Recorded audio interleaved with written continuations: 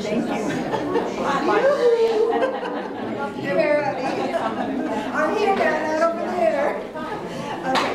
Now, what we have here on this side are oil paintings. Okay, and when you look at them, that's why I want you to take a look at the technique differently. As I said, you know, that is like a wash. These are oil paintings. So when you look at it, you can use the paint over and over again. You don't like it, you can paint over it. How many have oil painted or acrylic paint? Well, there you go. Then you know what I'm talking about. You know, so you don't need the single stroke. And as a matter of fact, usually, especially with oil paint, if you're trying to do something round, you go over and over. I mean, you know, you sort of work on it and you smudge it a little bit and so forth. This is, well, it's not really in black and white. It's not a monochrome. There's a little bit of color in there, not an awful lot, but Remington used to get really upset when paintings like this, they were called monochromes. Okay, but they're not. Monochrome is one color plus black and white or just black and white. Okay, these have a little bit of color. They're subtle. They're very subtle. We'll talk about that when we, you know, get around the corner. But what I wanted to show you here is, this is one of the ones, the energy. Feel the energy? Those horses, what the story here is, it is from, what's the journal? Lawrence. Harper's. No, it's not Harper's, it's, it's an Outing magazine. Yes, thank you. Okay. And what it is, the story is, somebody again was writing about their adventures or their story. Or what happened is that you had a wagon train, 25 wagons and about 10 mules with each wagon, who had gone out and delivered supplies in, I think it was in San Diego. And then they were coming back. So it wasn't settlers going out to settle. Okay, this was already settled. And you had this group going out there to deliver supplies to a fort. Coming back, they were looking for a place to camp. And they couldn't really find it, so you don't want 25 wagon trains wandering around looking for a place to camp. So they basically stopped. And what you have here is you have the wagon train boss. Okay, he's the big guy. And so he said, okay, you guys stay there and I'll go ahead and see if I can find a place. So he did, but he ran into some Indians. And he had to hightail it back. So he was by himself, nobody else to help him. And so now, these are bow and arrow Indians. Sorry, that sounds strange, but they didn't have rifles, okay? This was the bow and arrow. They all had bows and arrows. So he is running this way. You have two of the Indians really close by. And the title of this is, let's see, my second shot sent him lining out after his brother. So he shot this Indian, okay, who was falling, obviously. And then his rifle is, his shotgun is there, and as this one is trying to grab him, he shoots him. So basically, he kills both of the ones that are really close up. He does, according to the story, he does eventually make it back. And the wagon train sort of does, they all do the circle thing. And the way the story goes, the Indian starts off with about 100 Indians, and by the end of the story, there are about 800 Indians. Yeah. But anyway, everybody was safe and sound.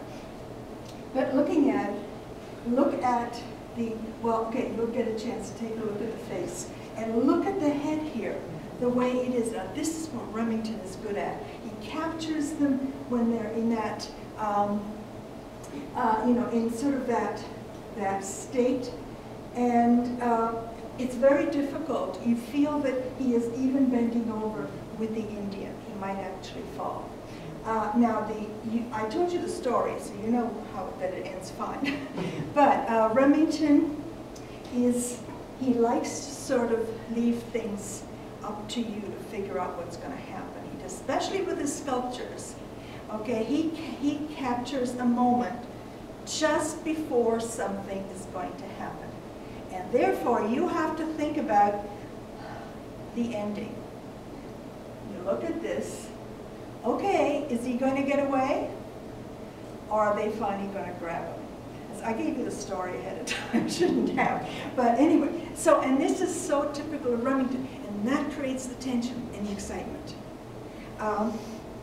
So that, and of course, you know, he does get away, but looking at the detail in the face when you come up here, phenomenal detail, which Remington is so good at. And you look at the muscles, and then where the knees are, you know, he's just got them really beautifully done. The other thing is, they're, as far as composition goes, when you look at it, there's sort of, you know, a triangle sort of there. And what that does, by having these just a little further back, it sort of comes out right at you. Okay, you look at it, you're sort of feeling this, you sort of say, I gotta get out of the way. Right, it's sort of, again, Remington technique, that excitement, that tension. And look at this horse, again, you look at him. It is, he's twisted, the front legs are tucked under, and that's exactly the way they are. Nobody could really do the horse's body that Remington could. And then, of course, back here, you get the feeling of the others. This is a little more detailed, you can see, but don't you get the feeling of running? You know, he's able to imbue this to his animals. They're just really running. And then you don't know how many there are because you feel there's a huge band of them, maybe the 900 or whatever it is. They're very, very faint. They're just barely, the shape is barely there. And here it's just like a little brush stroke of a darker gray. And you realize that those are more Indians. Now, that also gives you perspective. These are really dark, very detailed. The further back you go, the lighter and lighter and less detailed they get. So you get the feeling that this is a very dynamic group. It's a three-dimensional group. Right? These are there, and that goes back in space. That is sort of, and oh, okay, I guess on both these sides here, you can take a look at it.